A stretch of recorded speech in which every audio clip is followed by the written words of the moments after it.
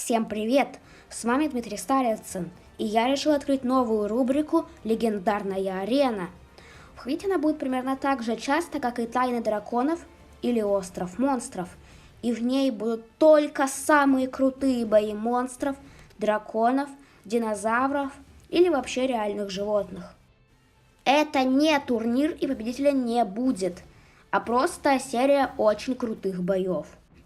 И первой битвой на легендарной арене будет бой между двумя кайдзю 4-й категории – Атачи против Громилы. Начнем с размеров обоих монстров. Высота Атачи на 4 лапах 35 метров, а на 2 лапах 61 метр. Высота Громилы на 4 лапах составляет 60 метров, а на 2 лапах около 80 метров. Получается, Громила больше Атачи, но так ли это важно в битве? Сравним вооружение кайдзю, а Громила вооружения практически лишен. Сражается он лишь челюстями, лапами, и из особого вооружения у него есть только вырост на спине, создающий электрические импульсы. Также этот вырост способен отключить егеря. Вооружение Атачи более обширно. Кроме когтей и челюстей, она способна плеваться кислотой, разъедающей даже металл, из которого сделаны егеря. Кстати, в фильме был забавный ляп, когда бродяга засунул руку в пасть Атачи, а с ней ничего не случилось. С рукой бродяги. Она же из того же металла. Ну а кроме кислоты, Атачи также имеет длинный и мощный хвост, на конце которого находится что-то вроде лапы с когтями. И эти когти достаточно сильны, чтобы Атачи могла оторвать ими голову своему противнику. По-моему, по вооружению преимущество Атачи. Теперь сравним скорость противников. Атачи быстрее, ловчее и маневреннее, чем бродяга. Кроме того, у нее есть крылья, и она способна довольно быстро летать.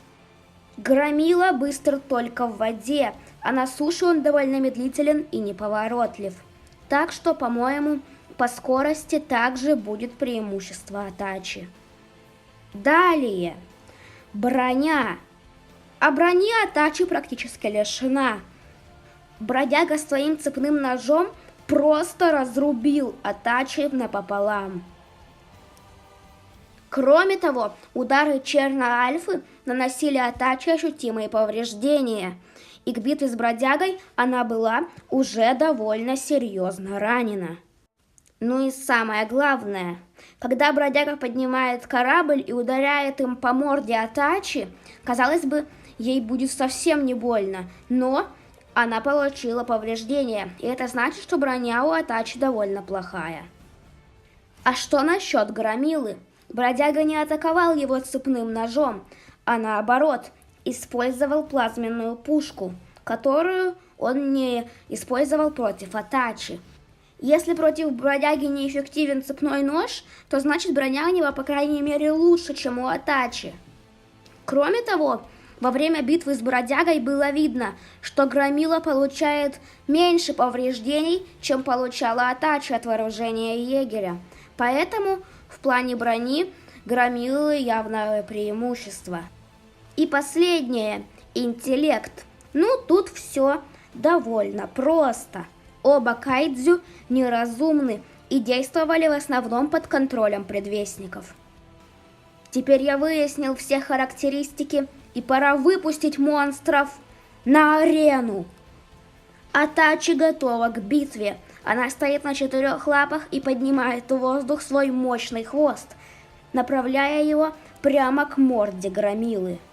Но Громила не дает ей так просто разломать себе череп. Одним ударом мощной лапы он отрывает хвост Атачи.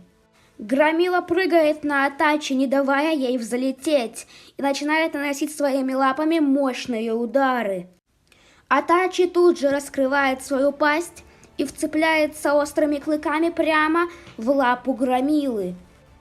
Атачи начинает наносить Громиле серьезные раны, выплескивая на его лапы кислоту, которая прожигает ему кожу. Но Громила вырывается, хватает Атачи за лапы и кидает ее как можно дальше. Но для Громилы это был довольно глупый ход. Атачи раскрывает свои крылья и взлетает в воздух. Сверху она набрасывается на Громилу, вцепляясь когтями в его вырост на спине. Хотя ее очень сильно бьет током, она не сдается и вырывает этот вырост. Громила ревет от боли, а Атачи начинает поливать его сверху своей кислотой. Но у Громилы хорошая реакция. Он быстро поворачивается и со всей силы бьет своей лапой по морде Атачи. Атачи падает. Удар Громилы не причинил ей каких-то серьезных повреждений, но все же ранил. Атачи прыгает на Громилу сверху и вцепляется челюстями в его ногу. Атачи царапает когтями лапу Громилы и выжигает кожу своей кислотой. Громила разворачивается и атакует Атачи. Он хватает ее за челюсть и вгрызается в шею. Но Атачи начинает плевать своей кислотой прямо на спину Громиле. Оба кайдзю отскакивают, и оба получили серьезные ранения. Атачи выжгла Громиле всю спину. Громила вырвал Атачи половину челюсти. Однако на этот раз первым приходит в себя именно Громила. Он атакует Атачи и успевает схватить лапой ее за одно из крыльев. Не обращая внимания на кислоту, которой поливает его Атачи, Громила все же вырывает крыло ей. Теперь Атачи лишена способности летать. Оба монстра в бешенстве. Они серьезно ранены и отходят в разные концы арены, чтобы сразиться в финальной битве. Кайдзю стремляются друг к другу. Сейчас, видимо, кто первый нанесет удар, тот и победит. Но удар они наносят одинаково быстро. Громила хватает Атачи за челюсти, а Атачи начинает вспарывать своими когтями брюхо Громиле. Но, несмотря на это, Громила не разжимает свои когти. Атачи поливает его кислотой. В некоторых местах она прожигает тело Громилы буквально до костей. Но Громила не сдается. Несмотря на это, он изо всех сил разводит челюсти Атачи в разные стороны и... Слышен громкий хруст.